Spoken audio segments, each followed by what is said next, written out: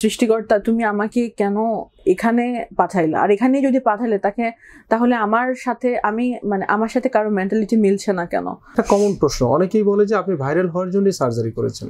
এটা আসলে তাদের অভিমত হতেই পারে, আমাকে কেন আরেকজনের কথা শুনতে হবে? সে মনে করে আমি ভিন্ন মতে বিশ্বাস করি।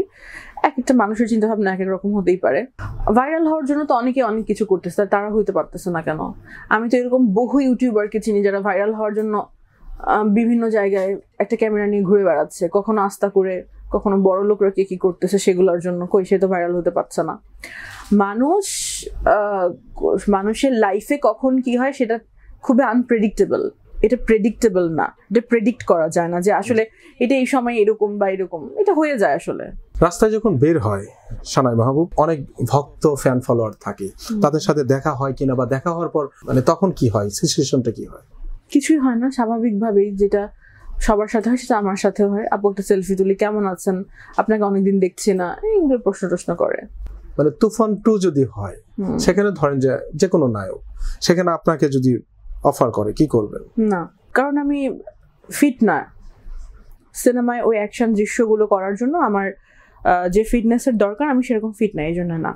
আপনি কি ধরনের সিনেমায় ফিট কি মনে করেন? আমার মনে হয় খুব গল্প কেন্দ্রিক কিছু সিনেমা, লাইক শ্রদ্ধা কাপুর একটা সিনেমা করেছে হাসিনা পার্কার, ওরকম সিনেমা, বা দ্য ব্যান্ডেড কুইন, এই টাইপের গল্পগুলোতে আমার মনে হয়, যেগুলো জীবন ভিত্তিক সিনেমা, যে মানুষের জীবনে কি হতে পারে এটা হয়, আচ্ছা ঠিক আছে, এই টাইপের সিনেমা আমার মনে হয়। এগুলো তো বছরে একটা হয়, 2 বছর 5 বছর, কিন্তু এরকম একটা সিনেমায় তো একটা মানুষকে সারা জীবন বাঁচায় রাখে। ব্যান্ডেড কুইনে যে অভিনয় করেছে তার জীবনে আর সিনেমা কোথায়, সে তো ওইটাই করেছে। এই প্রফেশন তো একটা টাকার প্রফেশন, তো আপনি যদি 2 বছর 5 বছরে একটা সিনেমা করেন, চলবে জীবনটা? কি মনে করেন আপনি? না, আমি তো এই প্রফেশনের বাইরে আমি জব করছি, আমি ক্লোদিং এর বিজনেসও একটা দাঁড়া করানোর ট্রাই করছি। তো আমার তো পাশাপাশি আমি পড়াশোনা শেষ করেছি, জবও করছি কর্পোরেট একটা, প্লাস একটা ক্লোদিং এর বিজনেসও করছি। সো আমার চলে যাচ্ছে। আর আমি আরেকজনকে নিয়ে মাথা ঘামাতে এখানে আসিনি। ডেফিনেটলি আমি আমার লাইফে হ্যাপি। স্বশিক্ষায় শিক্ষিত, হায়ার এডুকেটেড পারসন, এই বিজনেসে কেন নামলেন? কেন, ক্লোদিং বিজনেস যারা করে তারা কি অল্প শিক্ষিত? ক্লোদিং বিজনেস করেও তো অনেকে মাসে 10-15 লাখ টাকা ইনকাম করে, এবং সেটা হালাল। কাপড়ের ব্যবসা অবশ্যই হালাল, এবং এই হালাল ব্যবসার সাথে অনেকে জড়িত থেকে অনেক টাকা ইনকাম করে। ক্লোদিং ব্যবসা যারা করে তারা অল্প শিক্ষিতও না, তারা অনেক শিক্ষিত হয় অনেক সময়। আর টাকা কামাই করার জন্য যে সবসময় উচ্চ শিক্ষিত হতে হবে, হার্ভার্ড থেকে পড়াশোনা করে আসতে হবে, আমি এই মতবাদে বিশ্বাসী না। ইনার শিক্ষাটা থাকা খুব জরুরি, আমার ভিতরের মানুষটা শিক্ষিত হওয়া খুব জরুরি।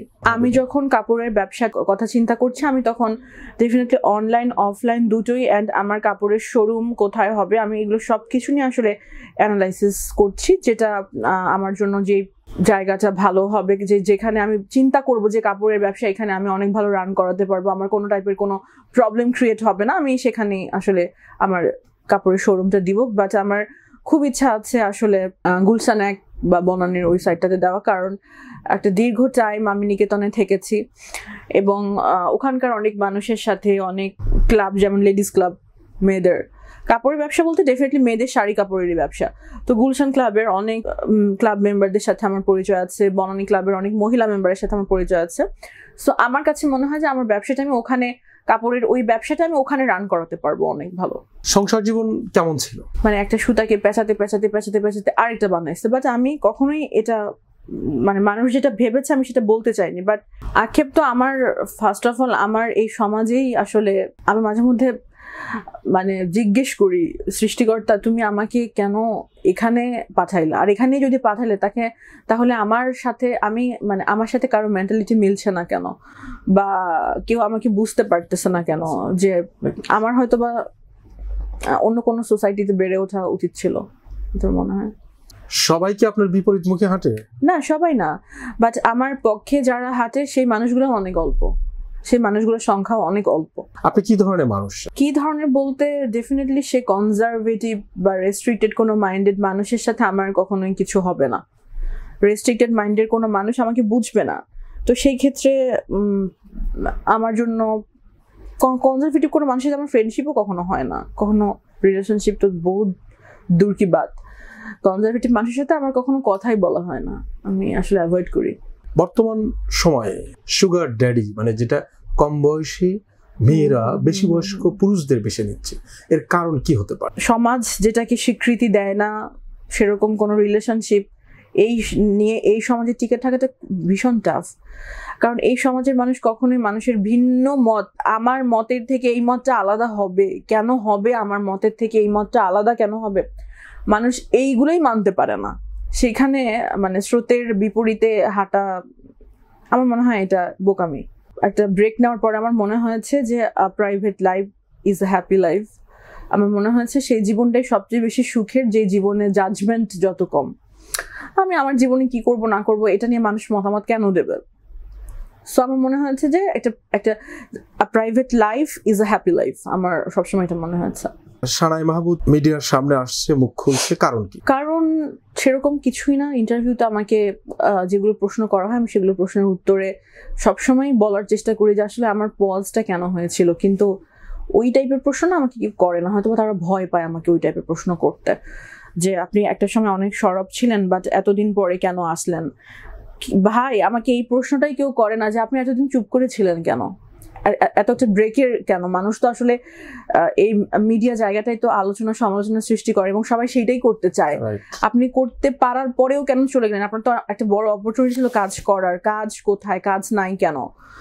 তো ওই জায়গা থেকে মানে মানুষ না, আমার কোন জায়গায় জানি মনে হয় যে মানুষ ভয় পায় আমাকে এই প্রশ্নগুলো করতে, কিন্তু কেউ আসলে এই প্রশ্নটাই করলো না যে আপু আপনি এতদিন ব্রেক দিলেন তার পিছনে আসলে কারণটা কি। এই প্রশ্নগুলো আমাকে না কেউ করেনি, আমার মনে হয় তারা ভীত, আমি না। আমরা যদি এই কাচারি ঘরে এই প্রশ্নটাই করি যে এতদিন নিশ্চুপ ছিলেন, এখন ধীরে ধীরে মুখ খুলছেন কেন? মানে আসলে মিডিয়ারই একটা সিন্ডিকেটের কারণে আমাকে একটা লং টাইম পজ নিতে হয়েছিল। ওই সিন্ডিকেটের মানুষ চাইনি যে আমি কাজ করি, সামহাও তারা হয়তো আমাকে তাদের শত্রু মনে করেছে।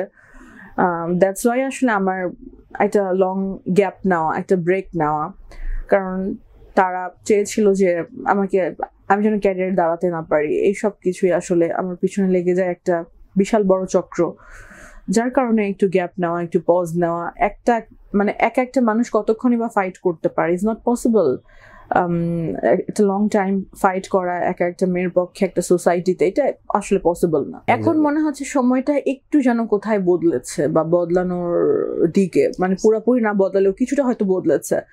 তো সেই জায়গা থেকে আমি আসলে মনে করি যে ভিন্ন মতকে আসলে সবাই এই সমাজে একসেপ্ট করতে পারে না, বাট কিছু একটা টাইমে হয়তো বা ওই ভিন্ন মতটাকে মানুষ একসেপ্ট করে বা ওই টাইমটা চলে এসেছে। সেই সিন্ডিকেটটা কি এখনো আছে আপনি মনে করেন? সেই সিন্ডিকেটটা সব সময় ছিল, সব যুগে ছিল, সব যুগেই থাকবে। বাট হয় কি যে মানুষের যুদ্ধ করার যে ক্ষমতাটা, ওই ক্ষমতাটা একটু বেশি চলে আসে কোনো টাইমে, হয়তো মানুষের মধ্যে ওই এক্সপেরিয়েন্সটা গ্রো আপ হয়, এই কারণও হতে পারে।